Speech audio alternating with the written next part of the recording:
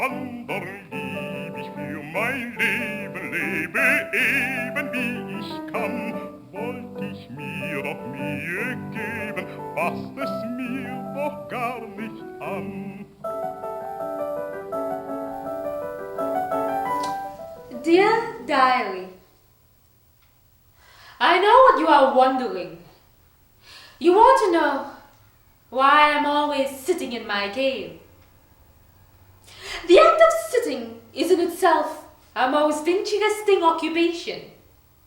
You see, my darling diary, as I sit, I am mesmerized by a luminous towering figure on the wall.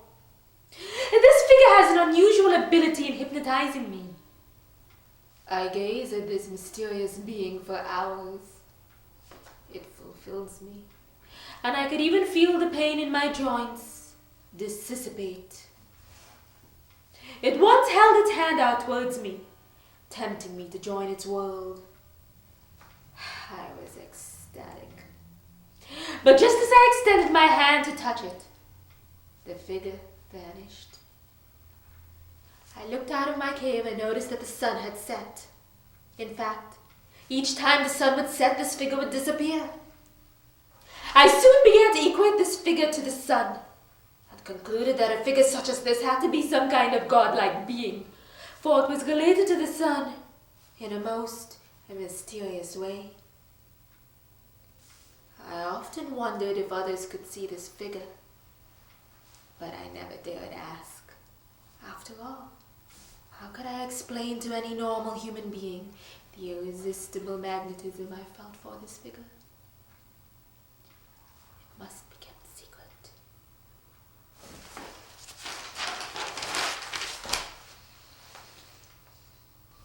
No one must ever know, except you, my darling diary. But then again, perhaps living in isolation for this long has caused me to hallucinate. Worried that I had descended too deep into the dark hole, I decided to seek life. I ventured miles out of my cave, and soon came across an odd creature standing by the gates of civilization. The upper part of its body was a mustang, and the lower half a human. Knowing that mustangs are essentially wild horses, I felt that any creature possessing wild rebellious qualities would be worthwhile to talk to. The creature was surprisingly happy to see me.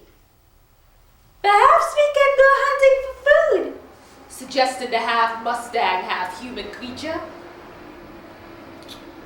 Having an assistant to hunt actually makes things easier, because hunting alone can take up twice as much time and effort. As we walked through the forest, the creature began to speak. Each word that exited its mouth was accompanied by a stinging ray of spit. I began to feel weaker and weaker. How painfully bizarre. Soon I was at the point where my joints were causing me tremendous pain. We came across a tall tree laden with golden fruit. Ah, what a feast that would be! However, the tree was very steep, and at that point Anastasia did not have enough strength to climb it. The creature, on the other hand, was strong, and with its muscular legs leapt up the tree faster than any bullet I've ever shot. The creature soon stopped speaking, for its mouth was filled with delicious fruit. Strangely enough, the silence helped me regain my strength. But just as I was about to climb the tree, the creature had already devoured all the fruit. "Ah, Anastasia, that was a most delicious meal," the creature squealed as it scampered down the tree. The creature then continued to ramble. On and on it went as thousands of words exited its mouth. "Oh, oh, oh, oh, oh, oh, oh." The creature continued its retarded banter. Words, words, words. It's making me sick. I know what you are thinking, my darling diary. Words on its own could possibly have that effect on me.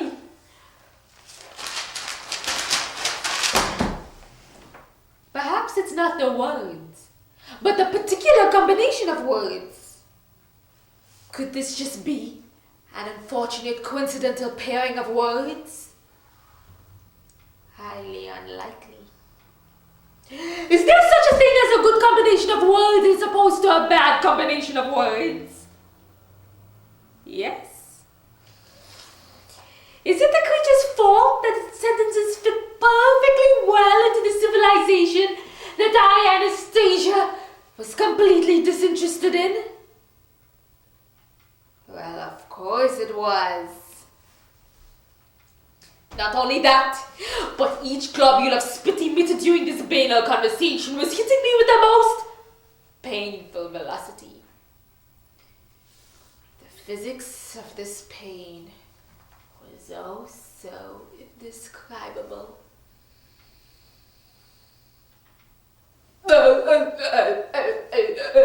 The creature continued. Oh, my head. It hurts from this mundane chat.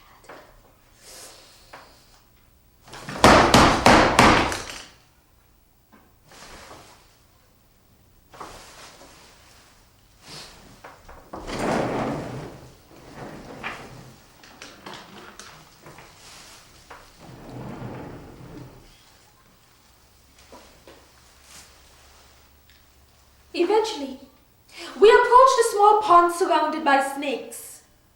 The creature stopped its incessant chatter and said, "Oh, Anastasia, can you please fetch me a drink of water?" It begged. What kind of hunter is incapable of getting its own water? But perhaps this was no hunter. And I began to secretly relish the fact that a thirst-quenched creature might be more tastier than a thirsty one.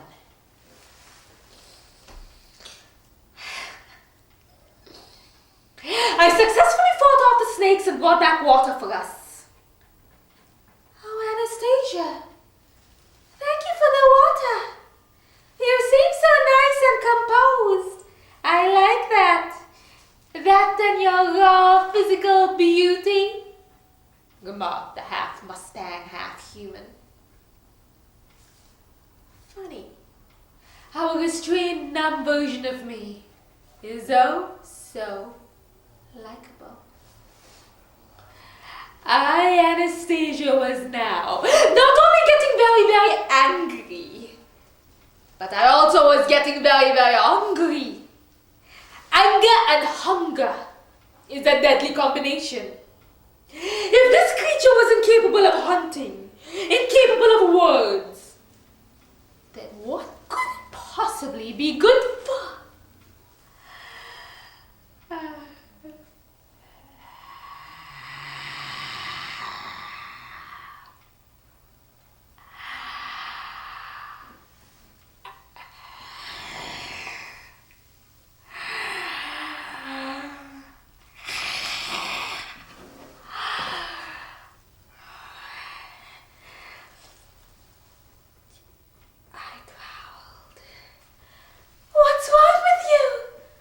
Cried the shocked creature in disgust. Funny how the unleashed, wild version of me is oh so unlikable. I looked up and noticed that it was a full moon. What an unusual coincidence!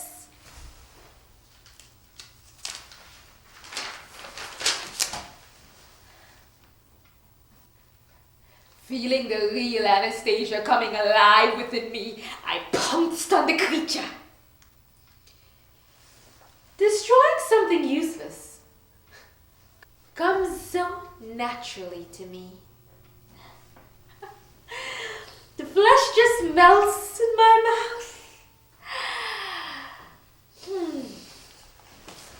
After feasting on this glorious abundance of meat that lay motionless in front of me, I decided to head back towards the cave. The forest was brightly lit by the full moon. Suddenly, the familiar figure appeared.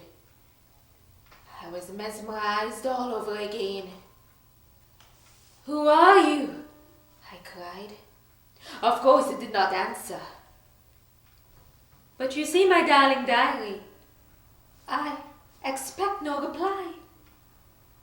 After all, it does not matter what or who this figure is, whether it be real or imaginary, dead or alive, past or present, near or far.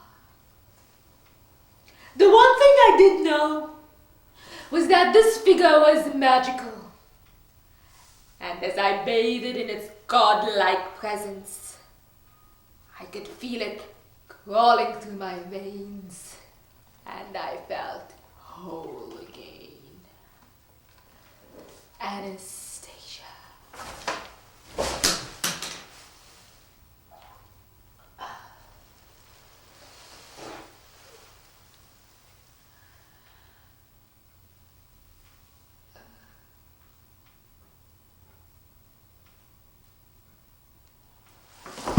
Draußen in die Seiten reiß ich, weiß nicht, wo ich abends ruh.